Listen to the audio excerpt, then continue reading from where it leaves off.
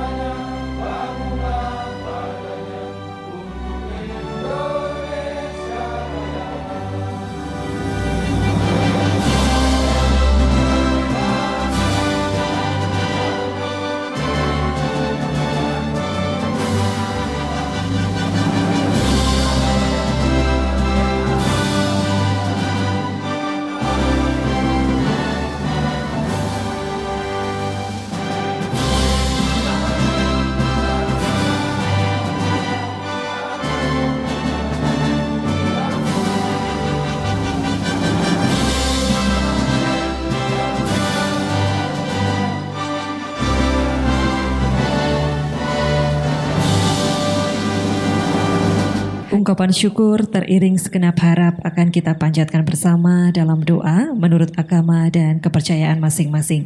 Berdoa dimulai.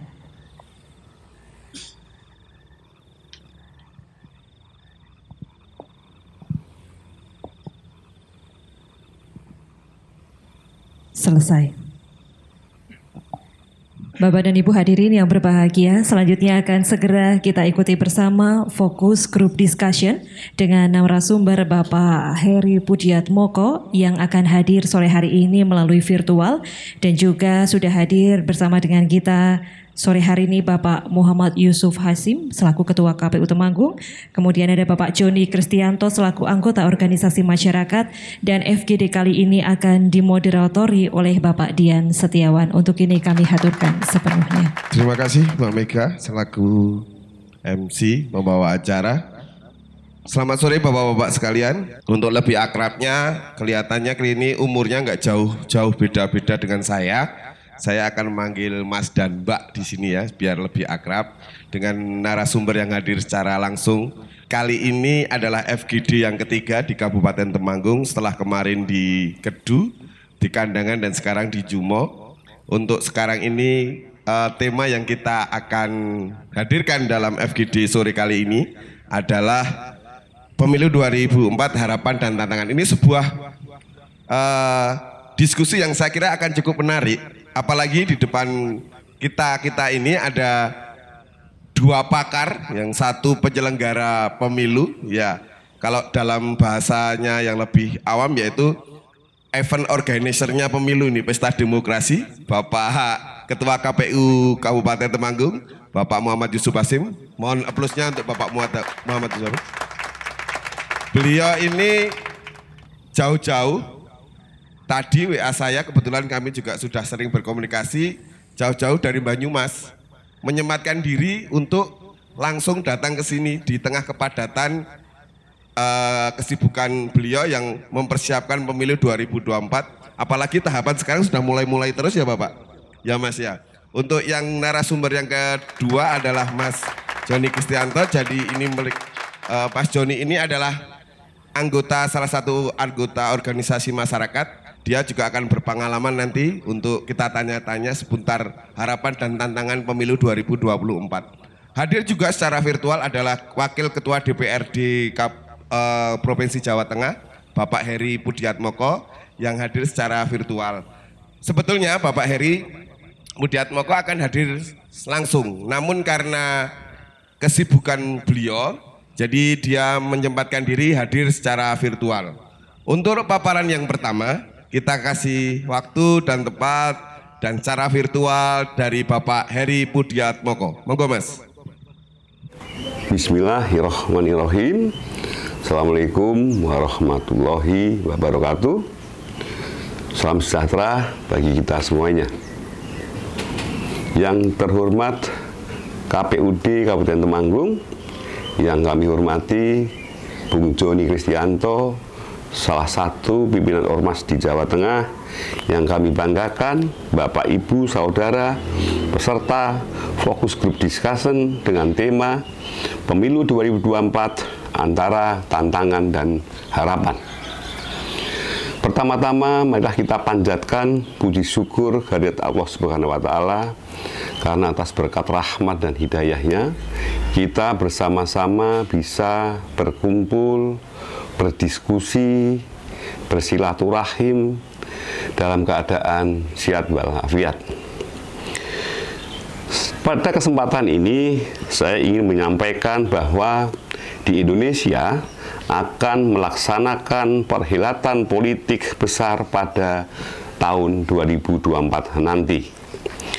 Setelah 5 kali melaksanakan pemilu secara langsung berturut-turut sejak tahun 1999. Jadi, mulai sekarang kita perlu menyiapkan perhelatan pemilu agar dapat berjalan lancar, sukses, dan terus lebih baik ke depan. Satu hal yang penting yang perlu kita diskusikan adalah tentang tantangan-tantangan pemilu. Saya menilai akan masih banyak tantangan-tantangan yang akan kita hadapi agar bisa melahirkan pemilu yang berkualitas. Seperti masalah teknis persiapan pemilu, masalah partisipasi pemilih, masalah transparansi, dan tata kelola pemilu yang akuntabel, serta tantangan pada masa kampanye. Tentunya, pemilu 2024 nanti juga akan masih dibayang-bayangi dengan kondisi pandemi COVID-19 yang mana dalam hal ini diperlukan pemilu yang ramah dan aman terkait dengan kesehatan.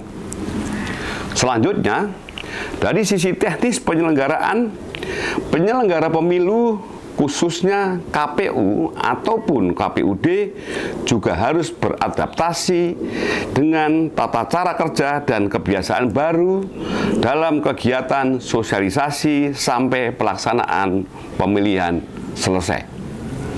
Tidak hanya itu, penyelenggara pemilu juga harus sedari dini perlu memetakan potensi masalah dan kesiapan daerah dalam menghadapi pemilu dan pilkada tahun 2024.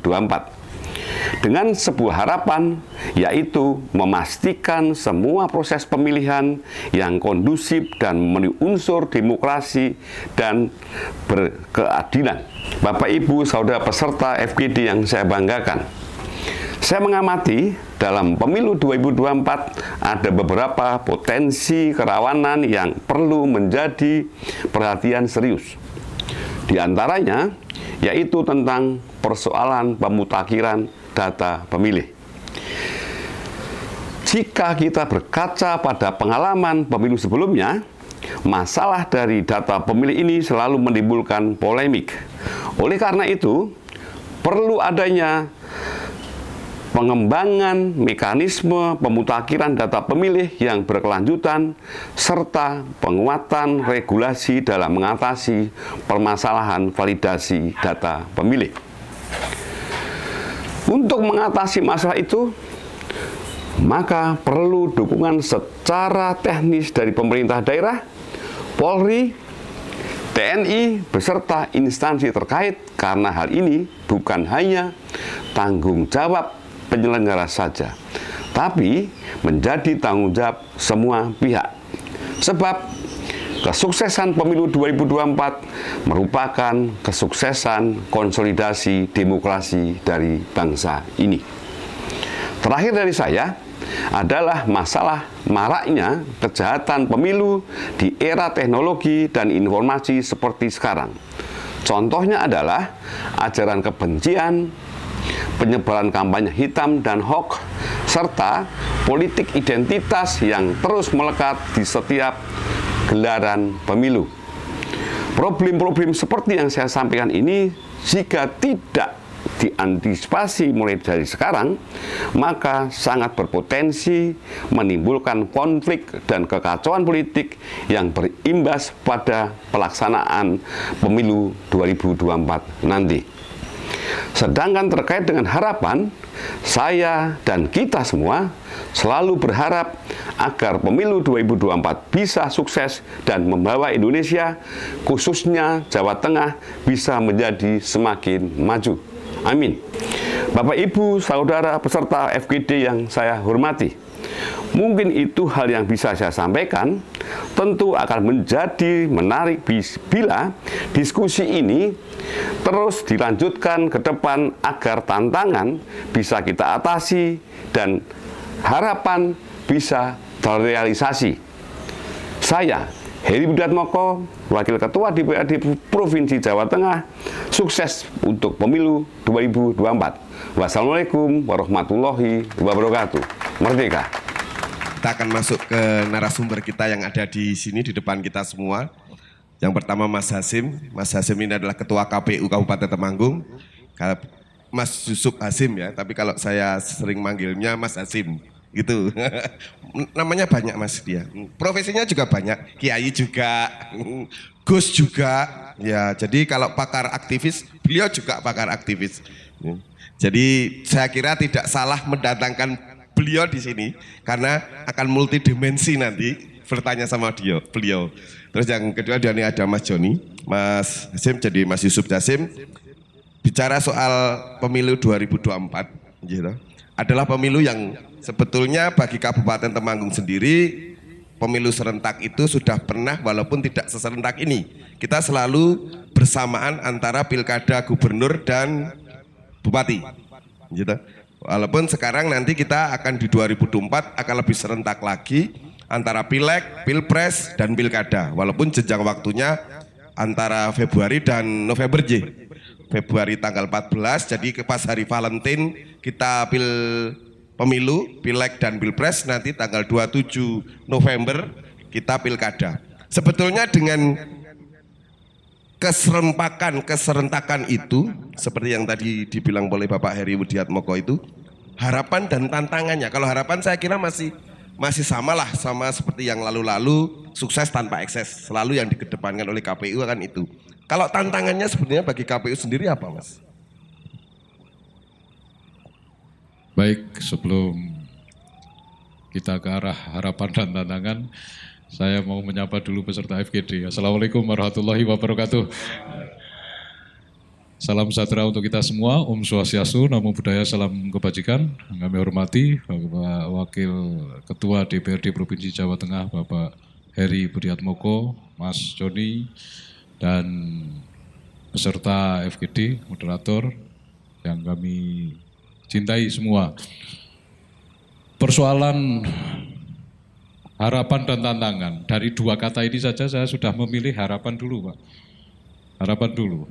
Persoalan tantangan itu bukan hanya pemilu sih, ada apapun pasti ada tantangannya. Tinggal persoalan yang nanti akan menghadapinya, kan begitu. Jadi SDM yang menghadapi tantangan itulah yang perlu kita persiapkan sejak dini. Yang disampaikan Bapak Heri tadi merupakan analisa global kita persoalan tantangan-tantangan pemilu 2024. Tentu harapan kita di pemilu 2024 adalah pemilu yang lebih baik dari pemilu 2019 kemarin. Kalau serentak itu Undang-Undang 7 tahun 2017 itu sudah kita laksanakan di tahun 2019. Baru akan kedua kali di 2024 ini untuk pemilihan umumnya. Undang-undang masih sama. Tentu tantangan-tantangan yang dihadapi mungkin juga agak tidak jauh berbeda dari 2024. Artinya secara sisi itu penyelenggara, saya kira kami selaku penyelenggara semakin siap menghadapi tantangan-tantangan tersebut berkaitan dengan menghadapi tahapan pemilu 2024. Seperti hari ini misalnya, tadi malam saya dapat surat undangan FGD ini, saya putuskan langsung saya hadir, begitu. Karena apa? Prinsip KPU adalah melayani, KPU melayani, slogannya memang begitu, KPU melayani, apalagi ini dari peserta atau pemilih itu harus kita layani bersama. Ini satu konsep dasar yang harus kita laksanakan selaku penyelenggara adalah melayani pemilih dan melayani peserta pemilu dengan imparsial, dengan sebaik-baiknya. Tentu tantangan-tantangan yang tadi disebutkan, misalnya kalau tantangan terberat itu sebenarnya kemarin di 2019 ini adalah pada ad hoc di tingkat KPPS. Di tingkat KPPS di Temanggung itu ada yang sakit sekitar 37 Mas Joni. 37 orang. Yang meninggal 2 orang. Yang meninggal 2 orang, staf sekretariat PPS dan PPS di Tebusen. Kaloran sama di Kedu. Semua kita laporkan ke KPU RI karena memang struktur garis di KPU itu kan ada KPU Kabupaten, KPU Provinsi, dan KPU RI, artinya tegak lurus begitu. Jadi ada instruksi berupa regulasi, kemudian hal-hal yang berkaitan dengan undang-undang. Selaku KPU Kabupaten kita hanya melaksanakan, kita hanya menyelenggarakan. Artinya tidak mempunyai kewajiban untuk mengkritisi regulasi yang sudah disampaikan di undang-undang. Taruhlah seperti kotak suara dengan satu sisi transparan terbuat dari karton. Ya sudah, kewajiban kita menyosialisasikan kepada masyarakat selaku pemilih dan memastikan ini dalam kondisi aman, kondisi bisa dipertanggungjawabkan dengan mekanisme-mekanisme teknis tentu saja. Di situ dengan penyelenggara yang lain, misalnya Bawaslu, ini sudah kita persiapkan. Maka antisipasi yang penyelenggara KPPS kemarin di 2019, muncullah PKPU 8, Pak.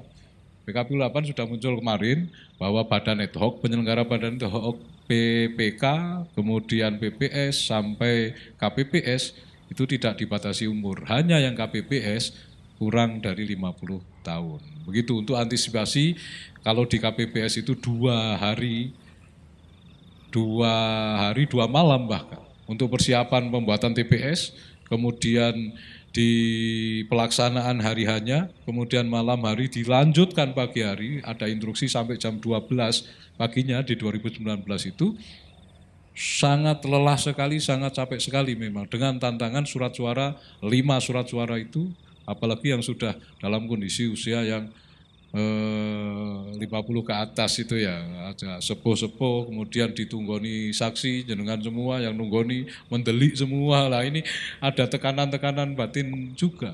Maka ada yang jatuh sakit, kemudian kerjanya ini memang enggak kenal prei, artinya semalam setelah itu, dengan kondisi itu tentu ada regulasi yang mengatur itu. Dengan pengalaman 2019 muncullah PKPU 8 itu terkait dengan penyelenggara pemilu di tingkat TPS. Tantangan berikutnya tentu tadi pandemi, kita juga berpengalaman secara nasional ini di 2020 pilkada masih dalam posisi suasana pandemi.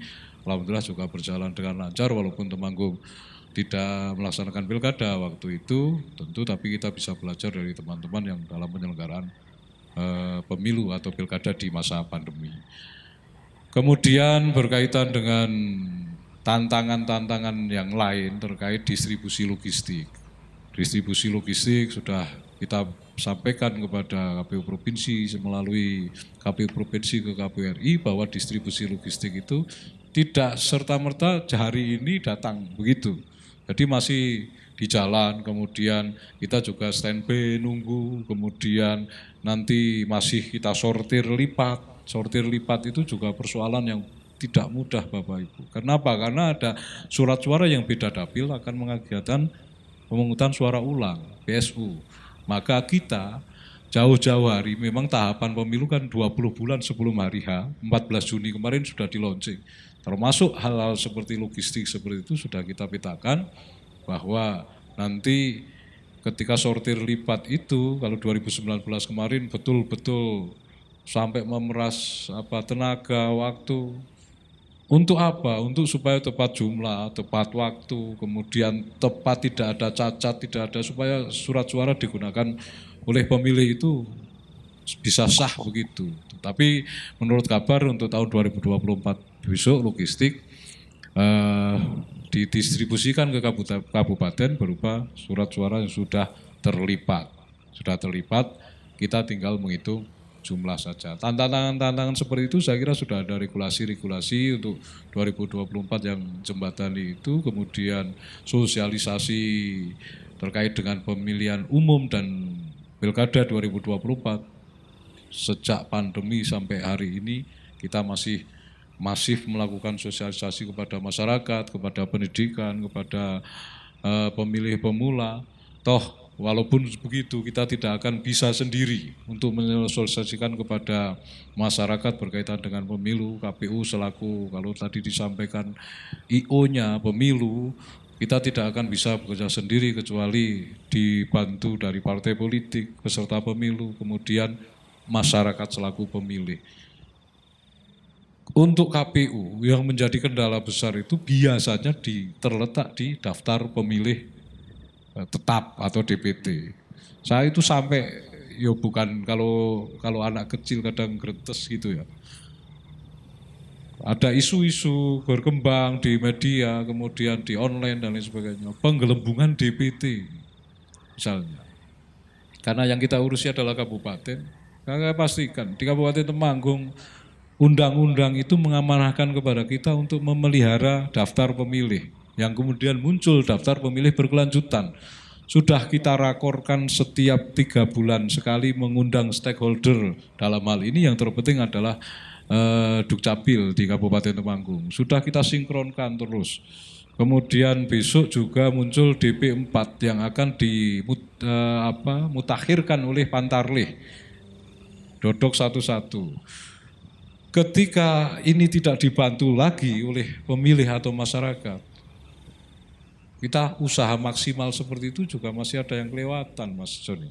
Kenapa? Karena masyarakat itu ketika sudah ditempel dalam saat ditempel itu siapa yang belum masuk, anteng-anteng saja, diam.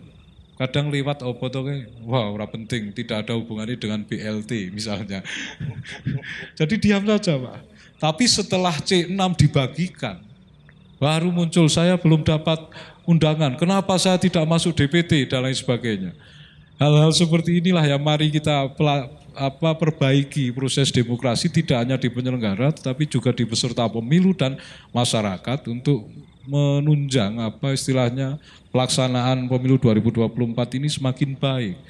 Sejak awal kita 20 bulan sebelumnya tahapan itu, maka partai politik apalagi kan harus persiapan sejak dini. Kemudian pemilih juga harus mendapatkan pendidikan politik dari partai politik dan dari penyelenggara. terkait dengan keaktifan ngecek DPT dan kita jembatani itu menggunakan aplikasi itu, Pak. Kalau di KPU RI ada lindungi hakmu. Kalau di kabupaten kita punya, Pak, pemilu pintar. Pemilu pintar itu ngecek DPT, bahkan itu terintegrasi dengan Google Map, Pak. Menunjukkan mapnya di mana. Ketika diklik mapnya itu langsung menunjukkan jalan navigasi itu seperti motor itu, jalan menuju ke arah ini. Itu di Temanggung. Itu umum, boleh download siapapun. Aplikasi pemilu pintar. Mungkin kalau sekarang masih dalam proses maintenance karena masih belum TPS kan belum ada. Besok ketika penyelenggara ngecek saja, klik 332306 sekian, misalnya NIK, Anda masuk di dalam daftar pemilih di TPS ini, desa ini, dusun ini. Klik saja mapnya, akan muncul jalannya. Ini kita jembatani kaum milenial yang tidak bisa lepas dari HP, dari gadget itu. Kita jembatani itu. Dan sekarang tidak hanya kaum muda yang lepas dari gadget, wong tua pun nggak bisa lepas, Pak. Kalau habis nasinya daripada habis kuotanya, saya kira sekarang ribut habis kuotanya, kan begitu. Wah ini kuota ini telas habis, maka langsung cari nasinya engkau lah, nanti cari teman yang nanti bisa makan bersama, kan begitu kalau nasi. Kalau kuota ini artinya hal seperti ini sudah kita sambut, Pak, dengan aplikasi pemilu pintar itu. Bahkan sekarang muncul di KPU RI info pemilu berkaitan dengan masyarakat yang dicatut di dalam keanggotaan partai politik melalui sistem informasi partai politik SIPOL. Sekarang kan tahapannya sedang pendaftaran dan verifikasi serta penetapan partai politik diatur di PKPU 4. Kita setelah ini karena tanggal 4 November kemarin kita selesai verifikasi faktual, setelah verifikasi administrasi, kita 23 November sampai tanggal 7 Desember itu masih verifikasi faktual perbaikan. Dan ada 4 partai politik yang diloloskan Bawaslu RI untuk mengikuti proses verifikasi. Yaitu kalau di Temanggung ada 2, nanti kita ikutkan di verifikasi faktual perbaikan yang akan ditetapkan tanggal 14 Desember 2022. Jadi sekarang itu siapa sih partai peserta pemilu? Ya belum ada, karena belum ditetapkan. Karena yang berhak menetapkan adalah KPU terkait dengan aplikasi sistem informasi pendaftaran partai politik itu. Tanggal 14 Desember, setelah itu baru pengundian, jelas nanti sudah masuk ke kampanye dan lain sebagainya. Tantangan-tantangan ini di kampanye misalnya. Yang paling berat lagi sekarang bukan hanya di kampanye ini, jalan-jalan media sosial ataupun online. Ini juga seringkali kita ngundang kaum milenial yang sering berkaitan dengan itu untuk kita sosialisasikan, janganlah untuk black campaign, hoax. Ya sudah semaksimal mungkin saya kira itu. Tapi memang mungkin ya kita pun juga senang kan ketika ngobrol lagi orang lain di belakangnya kan begitu. Nah ini juga harus kita awali dari diri kita lah. Kalau kita senang ngobrol lagi jeleknya orang lain itu namanya dalam Islam kan ghibah. Ini sudah ke dimensi yang lain Mas tadi yang disampaikan ini ghibah. Nah ini juga di politik itu juga bahaya juga. Maka sudahlah antar partai politik, pesan presiden kemarin misalnya saling menghormati, saling menghargai. Toh pemilu itu 5 tahun sekali kan begitu. 5 tahun sekali ada kita atau tidak ada kita itu pemilu tetap berjalan kan begitu. Maka pesan KPU RI, pemilu ini adalah agenda besar, musyawarah besar nasional di masyarakat Indonesia yang sehari-harinya adalah menggunakan asas musyawarah untuk mengambil keputusan, maka pemilu 2024 ini hadapilah dengan bahagia, dengan santai, dengan senang, pasti ada yang menang, pasti ada yang kalah kan begitu. Itu saja dulu untuk pemantik pengantar dari diskusi pada sore hari ini. Sekali saya tadi baca, Mas, undangannya adalah Pak Ketua KPU, saya langsung seneng. Wah ini mesti asik ngobrolnya. Dan ternyata benar kan? Ngobrolnya dari A sampai Z, jelenteh. Pas, tepat, singkat, padat. Ya karena dia kiai Mas. Terus yang, terus selanjutnya saya Mas Joni. Mas Joni, kita kan melihat pemilu itu agenda besar sekali ya.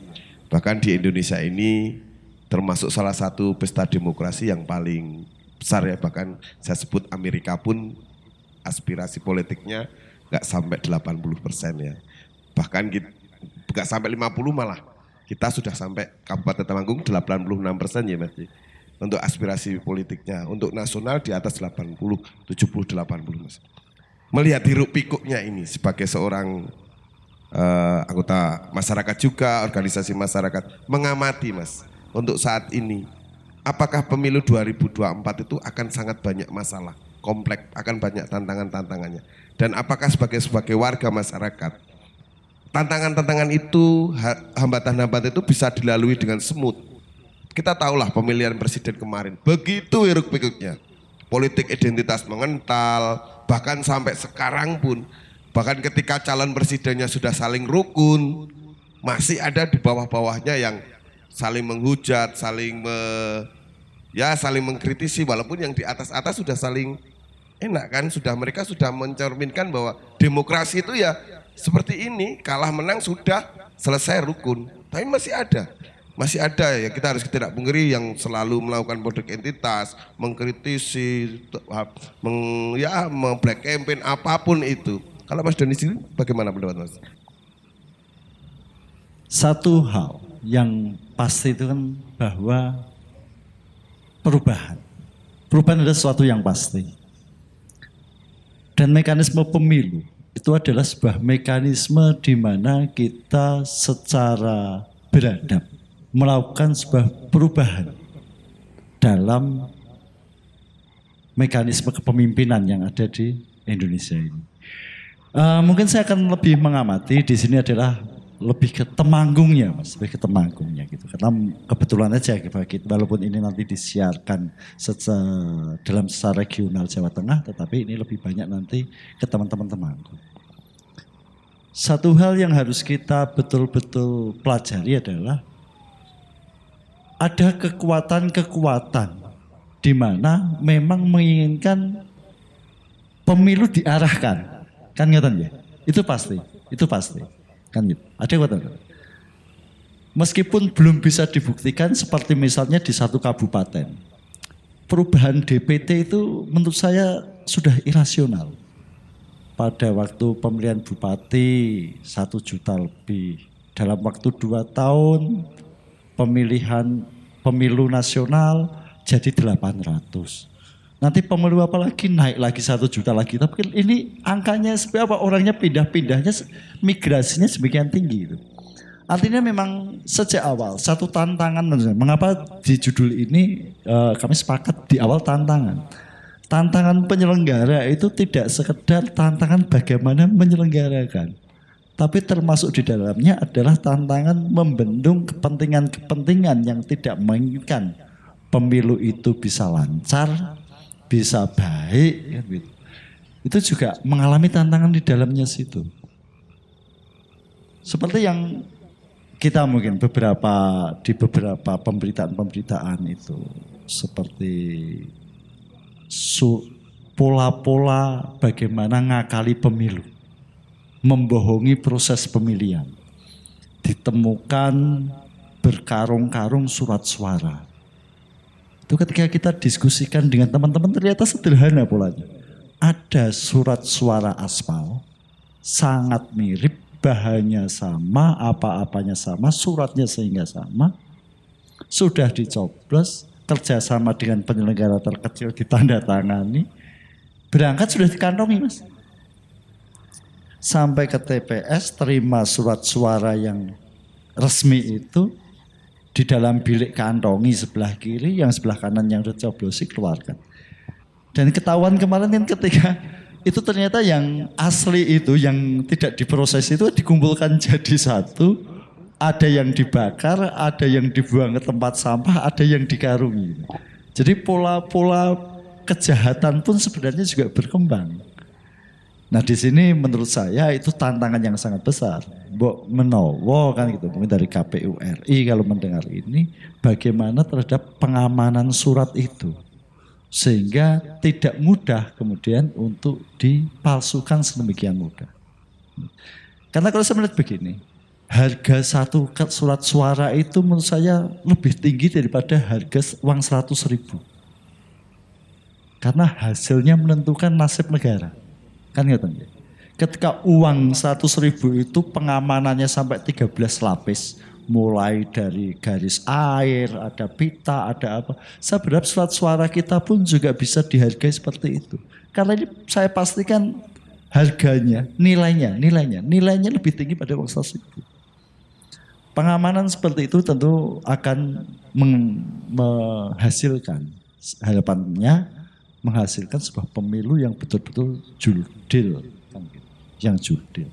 Dimana di situ nanti masyarakat dengan kerenteke hati itu bisa terlihat. Oh, memang yang sekarang diberikan amanat untuk memimpin adalah orang-orang memang didukung betul oleh masyarakat.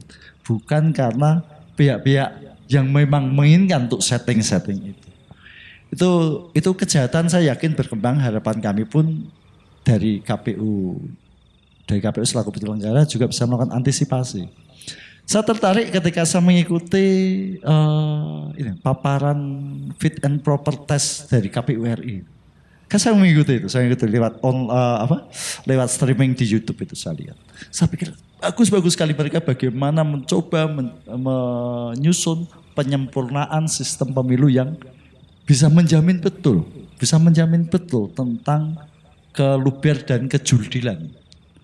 Cuman harapan saya itu tidak sekedar menjadi visi misi mereka dalam fit and proper test, tetapi juga bisa diaplikasikan. Saya mengikuti, kadang beberapa yang kenal kami VA itu top sampean fit and proper test kan gitu. Ada tempatnya seperti itu. Gitu. Jadi karena ya itu kami melihat termasuk di dalamnya yang mungkin kemarin kita sempat diskusi. Ketika di dalam info pemilu, di website info pemilu KPU kan gitu. Itu hasilnya itu berbeda dengan di pleno. Meskipun di dalam web itu ada tulisannya bahwa yang diakui secara hukum adalah yang pleno, tetapi ini kan membikin galau. Karena kami temukan di beberapa tempat, itu bahwa ternyata pemenang di dalam rekapan info pemilu 2019 itu belum tentu yang dapat kursi. Itu terjadi, misalnya di Kota Magelang, terjadi di dua dapil di Kota Magelang. Sehingga akhirnya kan tidak ada kepastian. Ini saya tak cekelising di kan gitu. Apakah data dari KPU RI yang itu langsung mereka dari C1 yang mereka upload angka-angka yang muncul itu atau dari pleno. Karena ya memang ini sebuah rahasia umum dalam proses pleno apapun bisa terjadi. Mbok menawi di Temanggung tidak terjadi itu. Walaupun muncul selenting-selenting juga kemarin muncul selenting-selenting ketika kita diskusi gitu ada di Temanggung ada juga permasalahan. Kan itu ada juga, tapi tidak semasif dan sebesar di tempat-tempat yang lain. Jadi harapan kami tentunya di kepemimpinan Mas Yusuf yang sudah membuktikan diri memimpin proses penyelenggara dengan baik di Temanggung itu bisa terusan.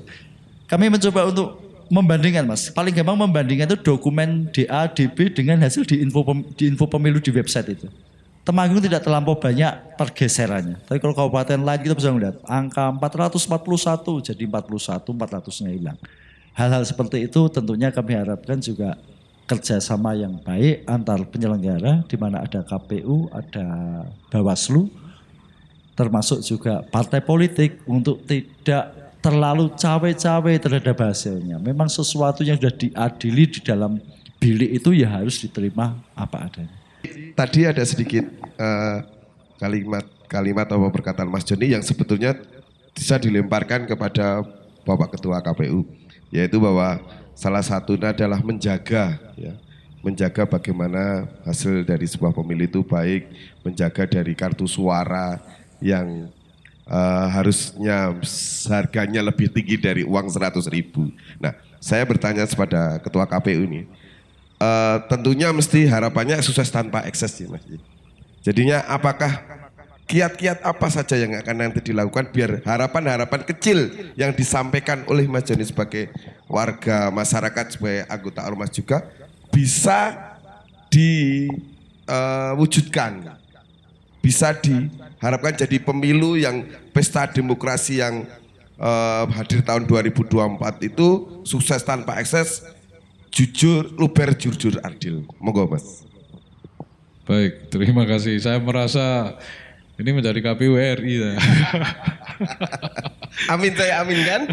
Tantangannya luar biasa ini jawabannya Mas Joni itu kan di tataran KPU RI kan. Lo Kabupaten Temanggung lokal sini lah. Yang kasus-kasus tadi persoalan ini sangat masif sekali kalau memang ada satu surat suara yang sudah dicetak sengaja kemudian sudah dicoblos dimasukkan saku. Yang satunya yang asli nanti dibawa ke bilik tidak dimasukkan kotak tapi yang dimasukkan kotak yang dari luar misalnya. Ini baru saya dengar kasus itu. Ada mungkin ada yang disampaikan ini tapi kalau di Temanggung kalau ada pun saya mendengar langsung saya cari TPS-nya Mas. Penyelenggara ini nggak layak untuk menjadi penyelenggara, saya ganti semua saya PAW kan begitu. Tepuk tangan Mas. Tepuk tangan Mas ya. Ini ada satu tekad untuk menyelenggarakan pemilu. Karena yang pertama kali tantangan ini benar yang disampaikan tadi bukan hanya tantangan dalam penyelenggaraan, tapi yang pertama kali mengatasi itu adalah SDM Mas. SDM kita ya harus kita SDM ini harus mendapatkan pembelajaran kalau memang penyelenggara mendapatkan pembelajaran demokrasi yang benar. Ketika SDM itu sudah mendapatkan pembelajaran demokrasi, pembelajaran politik yang memang secara integritasnya betul, saya kira menyampaikan kepada masyarakat, menyampaikan kepada partai politik, saya ulangi sekali lagi, kita tidak bisa satu lembaga ini untuk mensukseskan secara bersama-sama. Tapi apa? Semua terkait.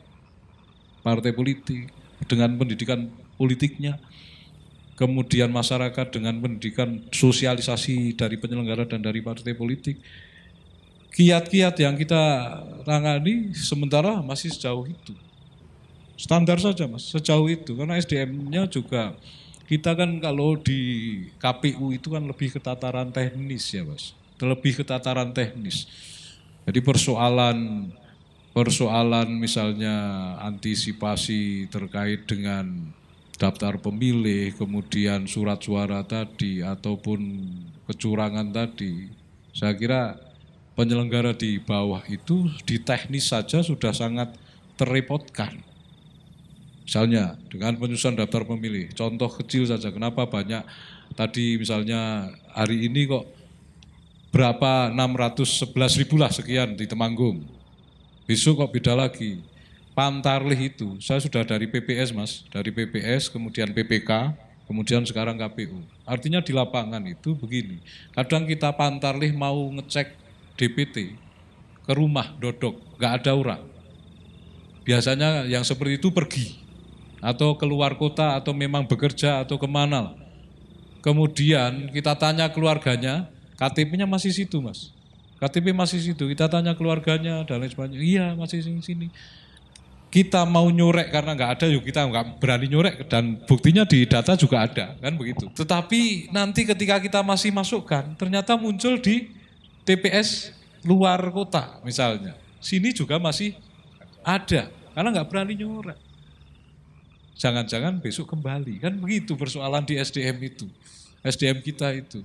Saya benarkan, kenapa? Nanti ketika nyorek dan dia pulang, justru malah menghilangkan hak pilihnya. Maka kadang-kadang data inilah yang tidak sinkron sejak awal. Maka yang pertama perlu kita perbaiki bersama-sama tentunya, bukan hanya dari KPU menerima DP4, tapi proses di Kemendagri melalui Dukcapil inilah daftar kependudukan kita untuk selalu diperbaiki.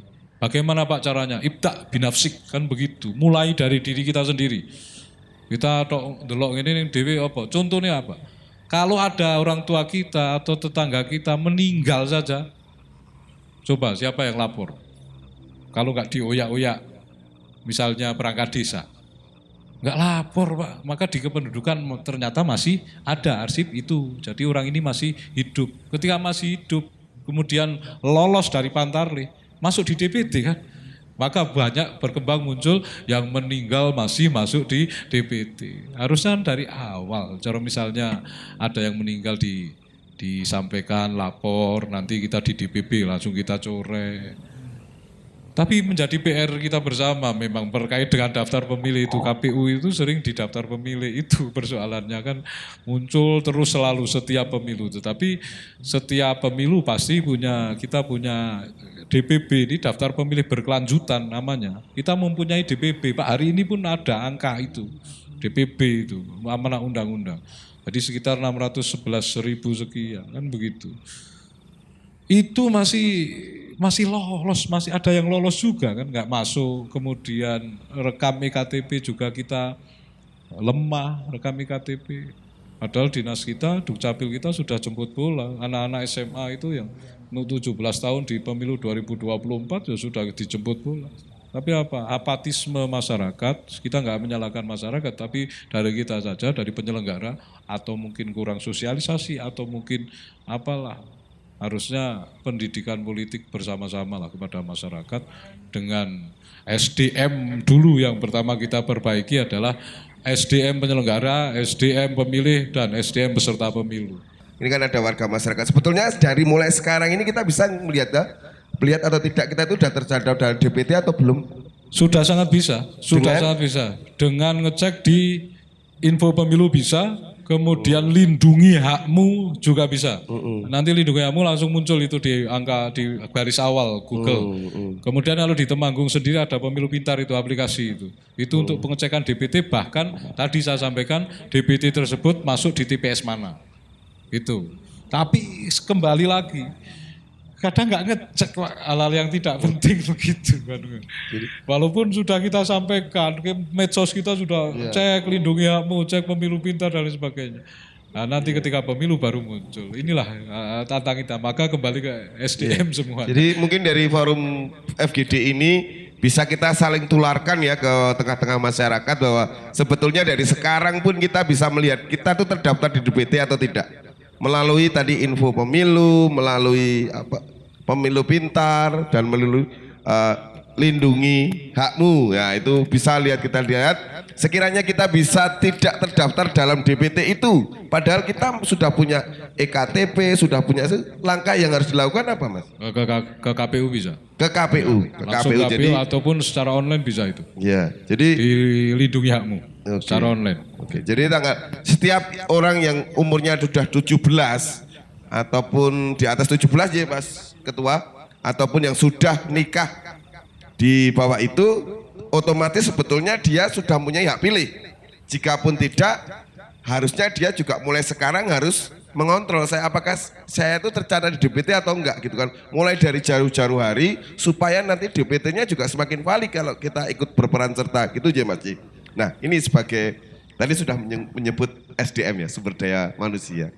Ada antara KPU, warga masyarakat, penyelenggara dan partai politik. Bagaimana menanggapi itu Mas? Jadi Mas Dian, jadi kalau saya melihat gini, orang Indonesia itu malas suruh baca. Mau dikasih bacaan model apapun, kasih tempelan yang enggak dibaca. Itu ciri orang Indonesia. Cuman orang Indonesia itu suka ngobrol. Makanya kalau kita lihat sekarang podcast itu, wah viewernya 5 juta, 8 juta. Mereka suka melihat orang ngobrol. Termasuk di dalamnya adalah ngobrol di lingkungan masyarakatnya. Jadi menurut saya di sini bahwa agen untuk penyampai pesan-pesan itu saya melihat ya tokoh setempat. Apakah itu Pak Ketua RT atau di situ mungkin Pak Ketua kelompok apa, di situ sebagai agen betul nih. Karena mereka cenderung untuk memang dilingkari oleh masyarakat langsung secara langsung nih. Kalau ya itu, karena memang literasi kita sangat rendah. Orang suruh baca, suruh apa udah susah itu. Tapi ketika mereka ngobrol-ngobrol, diberitahu, termasuk mungkin gini Mas. Jadi kita nggak bisa letterlek karena memang mungkin secara kebudayaan Indonesia itu berbeda. Itu ketika seperti proses Pantarlih melakukan pemunakiran data itu sama kalau datang rumah ke rumah nggak efektif. Yang paling efektif adalah ke rumahnya Pak RT. Pak RT karena saya kadang-kadang ini Pak RT itu menyimpan fotokopi KK dan KTP penduduk yang ada. Cek di tempat itu. Dia pasti lebih tahu. Oh, tiang ini kok tesih ten Kalimantan, kondure paling setunggal tahun malih. Yang ini paling pergi kemana mau pulang sebentar. Itu mereka informasinya malah ada di sana. Jadi penggunaan tokoh-tokoh masyarakat sebagai agen untuk membantu proses pendataan pemilih maupun terkait dengan pelaksanaan kepemiluan pun saya melihat bahwa di sini harus juga memang di tokoh-tokoh lokal itu. Karena biasanya mereka sendiri pun yang menyiapkan juga. Yang kami khawatirkan ketika kemudian kearifan lokal itu dipakai, kan ya, tokoh-tokoh lokal itu dipakai, maka yang terjadi ketika misalnya pun terkait dengan penyelenggara yang itu kita memang sepertinya demokratis sepertinya. Rekrutmen silahkan mendaftar semua, silahkan apa semua. Yang terjadi adalah bahwa sebenarnya juga hanya sekedar patron klan saja. Patron klan. Oh kayak kancaku tak dadekke, kayak dulurku tak dadekke kan begitu. Berbeda sekali ketika kemudian tokoh-tokoh itu bisa kemudian coba kalian yang mengusulkan. Tolong usulkan untuk penyelenggara itu yang baik yang siapa saja. Itu tentu akan berbeda karena mereka berangkat bukan dari patron klan seperti tadi disampaikan oleh Mas Yusuf bahwa KPU RI sampai KPPS itu garisnya instruktif itu. Nah itu yang kita khawatirkan patron klannya itu dari atas sampai ke bawah terbentuk betul itu. Jadi ketika yang golongan apa di KPU RI sampai ke bawah pun golongan apanya dibawa terus itu. Bukan berdasarkan lagi pada kemampuan, pada kualitas personalnya. Seperti yang kami ceritakan kemarin. Mungkin kalau pemilu pada waktu pleno 2019 sampai di KPU provinsi ikut ya. Saya akan marah besar itu pada salah satu KPUD. Baca angka salah. Ini apa ini? Jadi diulang konsisten. Salahnya konsisten gitu. Bukan. Saya kata bukan Temanggung. Temanggung baik gitu. Saya ada 2 waktu itu yang saya marah besar karena saya ikut jadi saksi di dalam pleno itu. Jadi ini janganlah kemudian kita jadikan sebagai organisasi KPU sebagai organisasi patron klan, tetapi ya memang siapa yang mampu, yang penting pemilunya seneng, masyarakat juga tidak terlampau keberatan kan begitu, karena lo ini yang dipilih kok si A, si B, si C, yang di masyarakat mungkin tidak aktif dalam kehidupan bermasyarakatnya kan begitu.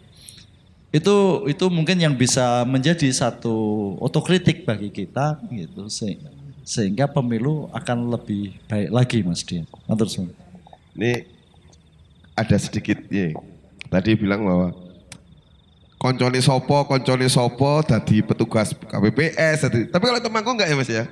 Dijamin enggak ya? Yang saya maksudkan tegak lurus itu instruksif di regulasi. Oke. Ya, jadi regulasi. Artinya bukan patron ya. Tapi regulasi undang-undang ini PKPU-nya ini begitu. Turun sampai ke bawah. Artinya ketika bukan persoalan personal approach misalnya, tapi persoalan regulasinya itu. Regulasinya itu kita diingatkan misalnya terkait dengan pemutakhiran data pemilih, terkait dengan rekapitulasi begini, terkait dengan petugas penyelenggara KPPS ini harus 7 kan begitu. Karena kemarin dulu sebelum saya ada di KPU ada cerita, ada yang 14 kan begitu, 7 asli, 7 bayangan kan begitu. Ada juga cerita-cerita begitulah. Tapi di 2019 kemarin saya juga terima kasih juga dengan LSM berkaitan dengan yang pemantau pemilu. Sampai ke ruangan saya, Pak, saya mengamati misalnya di Temanggung, nanti besok ketika mejanya di KPPS ada pakunya misalnya.